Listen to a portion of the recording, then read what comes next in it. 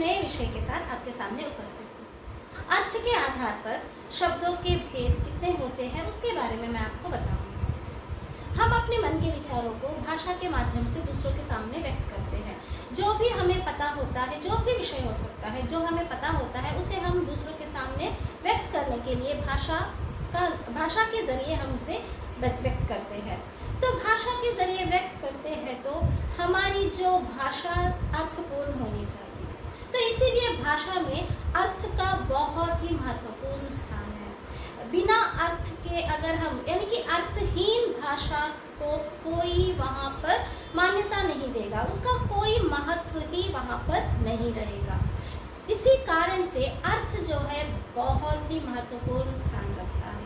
तो जो भी हम शब्द अपने मुंह से बोलते हैं, बात करते हैं, जो भी हमारा शब्द हमारे मुंह के माध्यम से निकलता है वो अर्थपूर्ण होना बहुत ही आवश्यक है। तो एक तरह से कह सकते हैं कि ये जो अर्थ है हमारे शब्द की एक आत्मा है, भाषा की आत्मा है कहकर भी हम यहाँ पर बता सकते हैं। जैसे कि उदाहरण के लिए अगर कहूँगी तो मैं एक शब्द जैसे कि कमल, कमल कहते ही वो हमारे सामने नहीं है। कमल हमारे सामने ना होते हुए भी जब हमारे मुंह से कोई शब्द निकलता है तो स्मरण मात्र से ही हम उसका चित्र हमारे मन में उभरता है। तो ऐसा अर्थपूर्ण शब्द का ही महत्व हमारे व्याकरण में होता है। बिना अर्थों के वहाँ पर कोई भी शब्द की मान्यता, वहाँ पर महत्व नहीं होता है। तो देखते हैं कि अर्थ के आधार पर शब्दों के कितने प्रकार हैं और अर्थ कितना महत्वपूर्ण है और अर्थ क्या है, इन सभी के बारे में इस कक्षा में हम जानकारी हासिल करते हैं। और उसके ज़रिए हम देखते हैं कि हमारे भाषा कितनी अर्थपूर्ण होनी चाहिए और अर्थ जो है हमारे भाषा में कितना महत्वपूर्ण पात्र अदा करता है, इसके बारे में इस कक्षा में हम जानकारी हासिल करते हैं। अर्थ के आधार पर शब्द के भेद। सबसे पहले हम शब्द क्या है उसे देखते हैं। एक या एक से अधिक वर्णों से बने ऐसा समूह को हम शब्द कहते हैं जिसका कोई ना कोई अर्थ अवश्य होता है। तात्पर्य यह है कि वर्णों या अक्षरों का ऐसा समूह जिसका अर्थ हो उसे हम शब्द कह सकते हैं। जैसे कि उदाहरण के लिए कमल, किताब, रोहन आदि। यहाँ पर हम देख सकते हैं कि एक या एक से अधिक वर्णों का सार्थक समूह जो स्वतंत्र रूप से लिखा जा सके और पढ़ा जा सके उसे हम शब्द कह सकते हैं।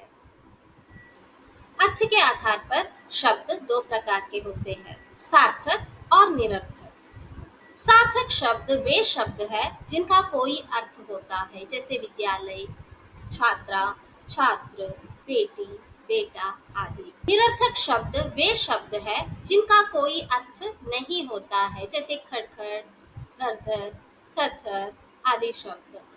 यहाँ पर हम देख सकते हैं कि व्याकरण में निरर्थक शब्दों का कोई महत्व नहीं होता है, क्योंकि इसका अपना कोई वजूद नहीं होता है, इसमें कोई अर्थ ही नहीं निकलता है। तो इसी वजह से यहाँ पर इस निरर्थक शब्दों का कोई महत्व नहीं रहता है। लेकिन कभी कभी बोलचाल की भाषा में इसका प्रयोग किया जाता है, जैसे कि उदाहरण के लिए चाय वाय, घर वर, खाना वाना, ऐसे शब्दों को हम देख सकते हैं। वो सिर्फ बोलचाल की भाषा में हम देख सकते हैं, लेकिन व्याकरण में निरर्थक शब्दों का कोई महत्व नहीं होता है, बस सार्थक शब्दों का ही महत्व वहाँ पर होता है। सार्थक शब्दों के भेद। प्रत्येक शब्द अपने में एक अर्थ समेटे हुए रहता है। हर एक शब्द का अपना ही महत्व होता है। अर्थ के बिना कोई शब्द शब्द नहीं कहलाएगा। एक तरह से उसका कोई अर्थ ही वहाँ पर नहीं रहा तो वो सामने वाले को समझ में भी नहीं आएगा। तो इसीलिए सार्थक शब्दों का अपना ही एक वजूद होता है, वो अपने आप में अर्थ को समेटे हुए रहते हैं। प्रत्येक शब्द का अपना ही एक अर्थ होता है। तो इस तरह से सार्थक शब्दों को 6 प्रकारों से विभाजित किया गया है।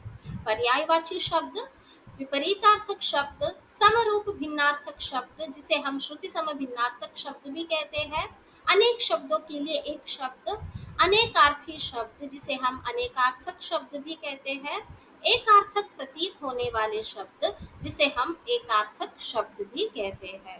पर्यायवाची शब्द, वे शब्द जो समान अर्थ प्रकट करते हैं उसे हम पर्यायवाची शब्द कहते हैं। इसे जो है समान अर्थ प्रतीत करने वाले शब्द, इसका एक दूसरा नाम भी है पर्यायवाची शब्द का एक और नाम समानार्थक शब्द या समानार्थी शब्द भी कहते हैं। जैसे कि सूर्य के लिए हम रवि, सूरज, भास्कर कहते हैं।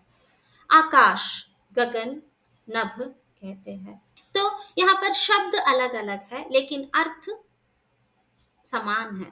तो ऐसे समान अर्थ प्रतीत करने वाले शब्दों को हम पर्यायवाची शब्द कहकर बता सकते हैं। अगला जो है विपरीतार्थक शब्द, जिसे हम विलोम शब्द की भी कहकर बताते हैं। विपरीत अर्थ प्रकट करने वाले शब्दों को हम विपरीतार्थक शब्द कहकर बताते हैं, जिसे अंग्रेजी में ऑपोजिट्स कहा जाता है। जैसे कि अमृत, विष, सम्मान, अपमान, प्रश्न, उत्तर, सुबह, शाम, इस प्रकार से। श्रुति सम भिन्नार्थक शब्द या समरूप भिन्नार्थक शब्द, कुछ शब्द ऐसे होते हैं जो सुनने या पढ़ने में तो समान लगते हैं। श्रुति यानी सुनना, सुनने में समान, लेकिन भिन्नार्थक, भिन्न अर्थ प्रतीत करने वाले शब्द, सुनने या पढ़ने में वो समान लगते हैं परंतु उनके अर्थ जो है बिल्कुल अलग होते हैं। इन शब्दों को श्रुति सम भिन्नार्थक शब्द या समरूप भिन्नार्थक शब्द कहकर बताते हैं। जैसे कि अनंत, आग के लिए कहा जाता है, अनिल वायु, लेकिन सडनली प्रोनाउंस करते वक्त, उच्चारित करते वक्त, सडनली बात करते वक्त, सुनते वक्त सब सडनली हमें एक ही प्रकार के, एक ही प्रकार से यहाँ पर सुनाई देता है। मेल, मैल, बेल, बैल, तो यहाँ पर इस प्रकार से। चौथा पार्ट जो है अनेक शब्दों के लिए एक शब्द, जिन शब्दों का प्रयोग पूरे वाक्य या अनेक शब्दों के स्थान पर किया जाता है उन्हें शब्द समूह के लिए एक शब्द या अनेक शब्दों के लिए एक शब्द कहा जाता है। जैसे जिसके आने की कोई तिथि ना हो, अतिथि। जिसका आदि ना हो, अनादि। जिसका जन्म ना हो, अजन्म। तो इस प्रकार से कहा जाता है। पांचवा जो है अनेकार्थी शब्द, ऐसे शब्द जिनके एक से अधिक अर्थ होते हैं उन्हें हम अनेकार्थी शब्द कहते हैं। कनक, सोना, गेहूं, धातुरा आदि के लिए भी कहते हैं। तप, तपस्या, गर्मी, धूप आदि के लिए भी कहते हैं। और हार, गले का हार भी होता है, पराजय के लिए भी कहते हैं। इस प्रकार से तो यहाँ पर जो है एक प्रकार से शब्द एक रहता है लेकिन उसका जो अर्थ है अलग अलग रहते हैं। तो इस प्रकार के शब्द को हम अनेकार्थी शब्द कहते हैं, कह सकते हैं। उसी प्रकार से कुल, वंश, सब, घर, ऐसे। राम, एकार्थक प्रतीत कर होने वाले शब्द, ऐसे शब्द जो देखने में एक दूसरे के पर्यायवाची लगते हैं लेकिन अनेक अर्थ में भिन्नता होती है, वे एकार्थक प्रतीत होने वाले शब्द कहलाते हैं। जैसे कि ईर्ष्या, दूसरों की उन्नति देखकर मन में होने वाला जलन। द्वेष, किसी से शत्रु का भाव। अपराध, सरकारी कानून तोड़ना।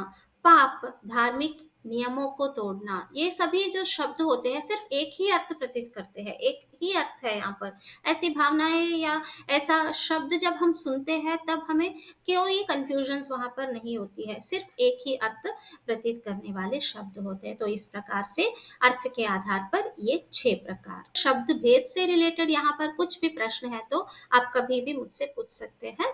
धन्यवाद।